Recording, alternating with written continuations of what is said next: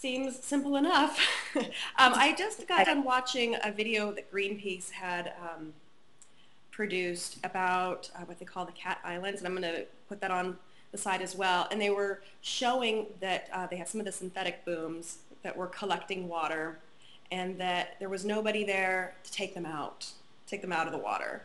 And basically it was rendering them somewhat useless because they could only absorb so much. So with hair booms and with the deployment of hair booms, how much oil can it really absorb? Like, is it something that, like, how quickly would we need to replace the hair booms, and do we have the ability to do that? So, let's see. The thing about hair mats, this Audimat company that's really great, is that you can very easily wring out the mats and reuse them up to 100 times. They've tested that over and over. I've tested it.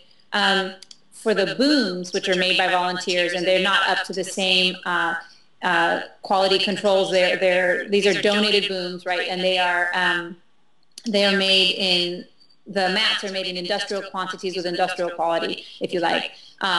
They can be wrung out really easily. The booms, we have tried to wring them out because they're made with donated nylons. I don't think you can really wring them out as much, but they are a renewable resource, and so you can just use them and throw them away. If you're going to use something and throw it away, I'd rather it be made from a renewable resource than from oil. Yeah, but that said, you can wring them out a few times. Everybody I talk to in emergency response says that nobody wrings out anything. They just, which is a shame. I mean, it would be good to see people, do reuse more and more, but it's just one-time use and they throw it away. The thing about how much oil they soak up is, if you just use it one time, a pound of hair soaks up about a quart of oil. And if you can use up gallons and gallons if you're using the hair mats, but again, you have to wring it out and it's messy.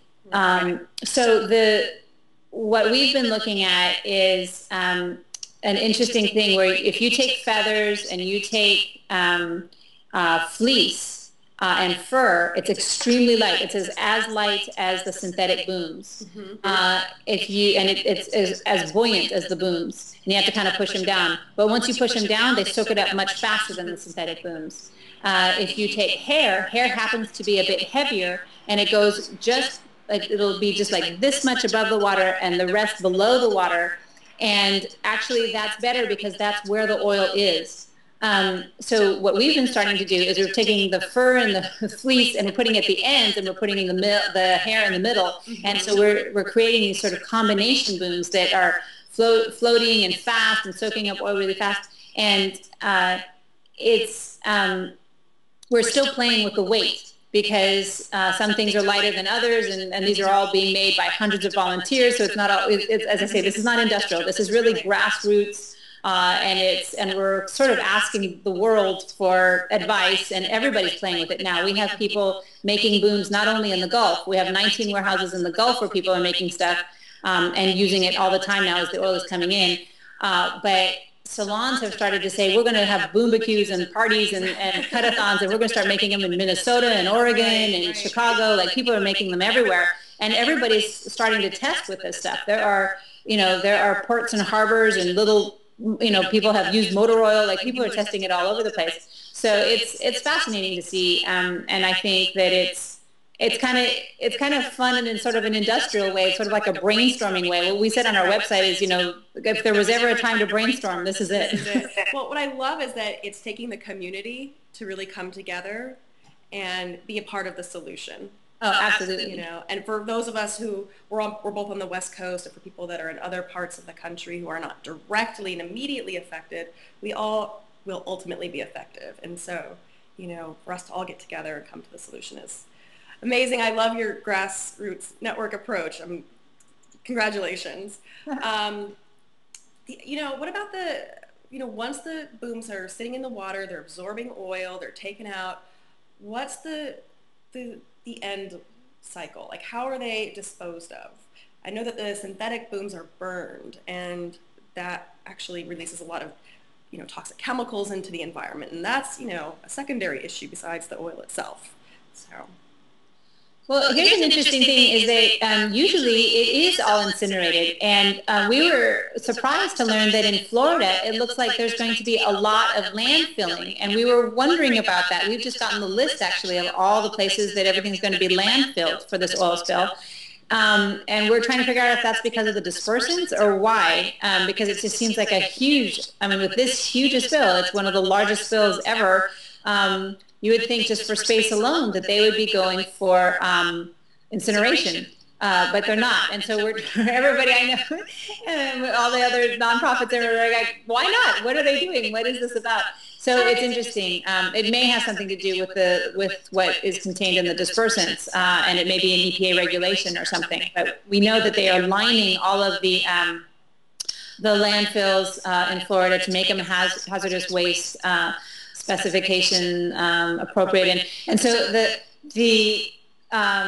so because of these dispersants, we're not probably going to do a lot of one experiment that we would like to do with oil spill waste, and that is looking at composting. And the thing about composting is that oil is just a hydrocarbon, and hair and fur and feathers and fleece are a keratin-based, just fiber. And ideally, you could look at this and say, if we compost with bacteria, we could break this stuff down. It is all natural stuff, and it could, especially something like this is coming straight out of the ground, right? It's not like it's a used bunker fuel, spill or something that has all kinds of synthetic additives. However, we did add something. There was a BP Exxon product that was sprayed, in 1 million gallons over it. This dispersant stuff corrects it. And the thing about that is that it contains something called 2-butoxyethanol. So it's that stuff, everything that we were reading about it is a little, that makes us nervous. Basically, it has an endocrine inhibitor or disruptor, and it's not great for people health-wise to be physically in contact with it. And because it's synthetic, we don't know how it's going to break down naturally with bacteria and green waste. And another thing that we like to try is worms, vermiculture, all these different things. And so we'll be doing some very, very small tests at some universities with it, but very small. And, we'll see what happens. Will the dispersants that are currently being dumped into the water, will they affect how the oil is absorbed into the hair booms at all? No, well, I should say yes. First of all, I think the last thing I heard is that they've stopped. EPA did ban it after a few weeks because Great Britain told the EPA in the United States that they had banned it, and they thought that BP should stop spraying it on the Gulf. And so they did ban it, and then the thing is, it came out how much they had sprayed, which was, I believe, 1 million gallons. It was being sprayed, I know, 24 hours a day, 7 days a week for several weeks, and Sierra Club got a lot of that. They flew over and saw a lot of that. What it did was, it's called 3Ding a spill. Basically, it takes a lot of the oil and it brings it together and makes it in these sort of huge jellyfish kind of things so that the spill looks smaller. Sure. And the result is that, hold on, sorry. The result is that, do you want me to, you're going to be able to edit this? Fine, you're fine, go ahead. The result is that what they're going to do is make the spill look smaller, and they're going to have aerial shots of something that looks, like it can be handled and contained, but it's actually going deeper and deeper and getting into the, getting into where the crabs are and the lobsters and the shrimp and stuff like that, so it's not better. The other thing that it does is that when it pushes oil down, it gets into colder water, and that makes it harder. So in that case, it does actually affect how any kind of sorbent material scoops it up, because it's like you're shoveling plastic as opposed to slurping up Jello or... Right. Wow. Okay, well... let's kind of shift gears here and talk a little bit about the efforts in general, and specifically as they relate to matter of trust. And maybe you can kind of get us on board with that. Okay, so